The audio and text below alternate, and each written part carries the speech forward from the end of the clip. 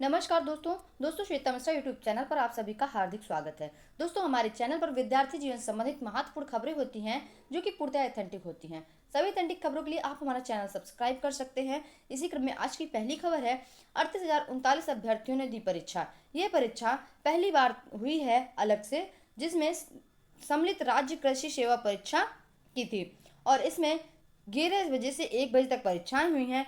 और इसके बाद सम्मिलित राज्य कृषि सेवा परीक्षा के लिए 73,792 अभ्यर्थियों ने आवेदन किए थे, जिसमें से 38,039 अभ्यर्थी ही उपस्थित रहे, यानी कि 35,753 अभ्यर्थियों ने परीक्षाएं छोड़ दी।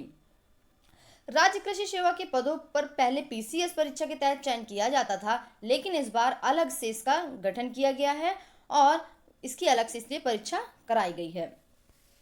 इसके बाद दोस्तों अगली खबर है, शिक्षक भर्ती परीक्षा भी अब परीक्षा नियंत्रक के जिम्मे। अब तक विश्वविद्यालयों के परीक्षाओं का जिम्मा संभाल रहे परीक्षा नियंत्रक ही शिक्षक भर्ती में भी महत्वपूर्ण भूमिका निभाएंगे।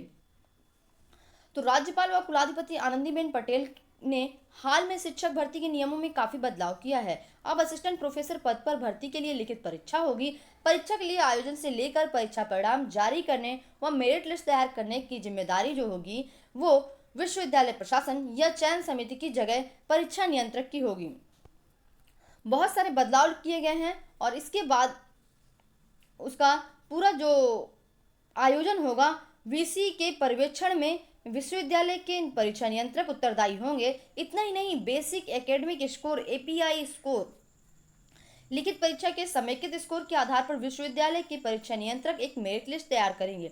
मेरिट लिस्ट से उपलब्ध खाली पदों के सापेक्ष एक पद के लिए अधिकतम 10 गुणा और उसके बाद प्रत्येक पद पर अधिकतम 5 गुणा अभ्यर्थियों को वरीयता क्रम के आधार पर अगले चरण के लिए शॉर्टलिस्टिंग की जाएगी।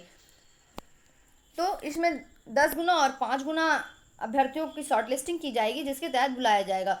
और इसके बाद 40 नंबर की होगी परीक्षा, पारदर्शिता लाना इसका लक्ष्य। 40 नंबर की परीक्षा होगी जिसमें पारदर्शिता लाना इसका लक्ष्य होगा। और इसके बाद परीक्षा जो होगी वो ऑब्जेक्टिव टाइप होगी। इसके बाद अगली खबर है, पुलिस लाइन में एम्बुलेंस चालकों की भर्ती परीक्षा। 108 व 102 एम्बुलेंस चालकों की हड़ताल रविवार को भी जारी रही। स्वास्थ्य विभाग के दावों के विपरीत व्यवस्था छिन्न भिन्न रही। मरीज परेशान भटकते रहे। निजी एम्बुलेंस चालकों ने मनमाना किराया वसूला। वहीं कार्यदायी संस्था ने पुलिस लाइन में एम्बुलेंस चालकों की भर्ती प्रक्रिया शुरू कर दी है। परीक्षा और नापजोख के बाद परेड मैदान में आउटसोर्सिंग भर्ती के लिए चिन्हित चालकों का ट्रायल भी किया गया। रविवार को बारिश के कारण गंभीर मरीजों और महिलाओं को सरकारी एम्बुलेंस 108, 102 सुविधा का लाभ भी नहीं मिल पाया है, तो इसकी भर्ती शुरू कर दी गई है। और रविवार को भारी बारिश की वजह से कुछ लोगों का कुछ मरीजों का, महिलाओं को सरकारी एम्बुलेंस का प्रॉफिट नहीं मिल पाया है। इसके बाद जिलों में लगातार बढ़ रही सीडीओ, सिटी मजिस्ट्रेट और एडीएम की रिक्तियां। शासन लंबे समय से रिक्त पदों पर तैनाती के लिए नहीं निकाल पा रहा समय। 2 आईएएस और 3 वरिष्ठ पीसीएस अधिकारी शनिवार को सेवानिवृत्त हो रहे। इनमें 3 जिलों के एडीएम भी हैं। लगातार कई महीनों से सेवानिवृत्ति व तबादलों से रिक्त हो रहे पदों पर तैनाती न होने की वजह से जिलों में प्रशासनिक कामकाज की चुनौतियां बढ़ गई हैं।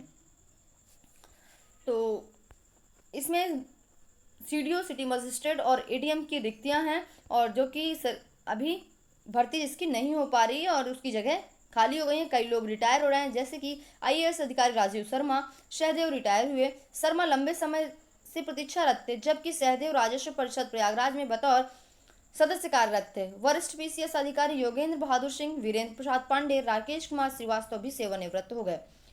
तो इस प्रकार से कई ऑफिसर जो है वो सेवानिवृत्त हो गए, उनकी जगह भी खाली हो चुकी हैं।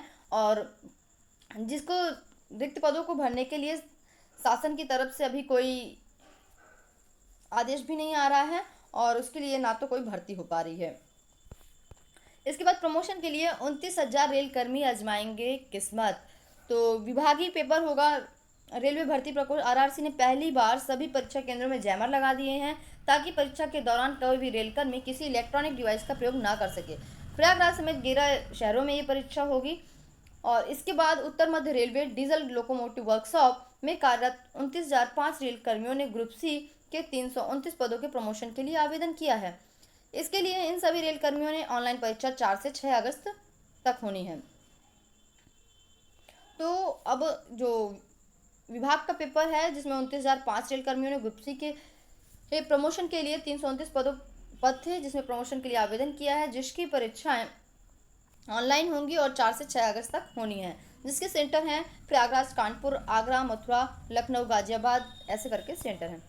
इसके बाद शिक्षिका सहित विभिन्न पद रिक्त हैं। कस्तूरबा गांधी आवासीय विद्यालय बिजनौर में रिक्त हैं। आप इसकी वेबसाइट पर जाकर के इसका विस्तृत विज्ञापन देख सकते हैं।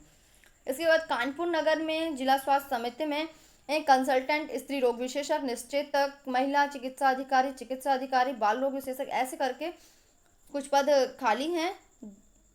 और इसके साक्षात्कार भी 3 से 4 अगस्त है और इसका आपको विस्तृत विज्ञापन इसकी वेबसाइट पर जाकर मिल सकता है। इसके बाद UKSSC ने के कई पद विवरण हैं जिसमें 18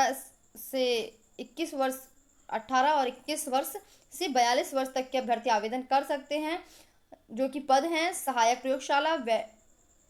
प्रयोगशाला और फोटोग्राफर, केमिस्ट आदि के हैं। और इसकी वेबसाइट पर जाकर के आप इसका देख सकते हैं।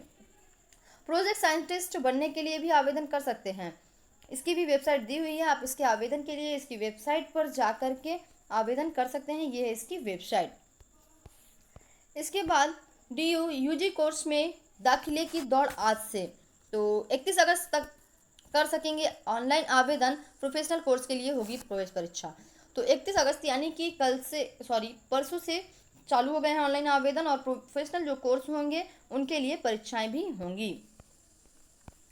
इसके बाद ऑनलाइन मोड में होगा सीटेट में एक बहुत बड़ा बदलाव हुआ है, जिसमें कि परीक्षा पैटर्न में भी बदलाव किया गया है और इसके जो एग्ज़ाम होंगे अब ऑनलाइन होंगे। इसके लिए अब जो अभ्यर्थी होंगे उनको कंप्यूटर सीखना बहुत ज़रूरी हो जाएगा और इसके बाद ही परीक्षा पैटर्न के पाठ्यक्रम में भी बदलाव किया गया है। इस कड़ी में तथ्यात्मक ज्ञान की जगह पर समस्या और समाधान, रीजनिंग, क्रिटिकल थिंकिंग, एप्लीकेशन की समझ को जोड़ा गया है। तो इसमें भी बदलाव किया गया है। CBSE की अधिसूचना के अनुसार सैंपल ब्लूप्रिंट प्रश्नों के साथ CBSE असेसमेंट फ्रेमवर्क भी जारी करेगा। तो सीटेट की परीक्षा में बहुत बदलाव हुए हैं, जिसको आप अच्छे से मेंशन कर सकते हैं। ये बदलाव हुए हैं और अब इन्हीं आधार पर परीक्षाएं होंगी।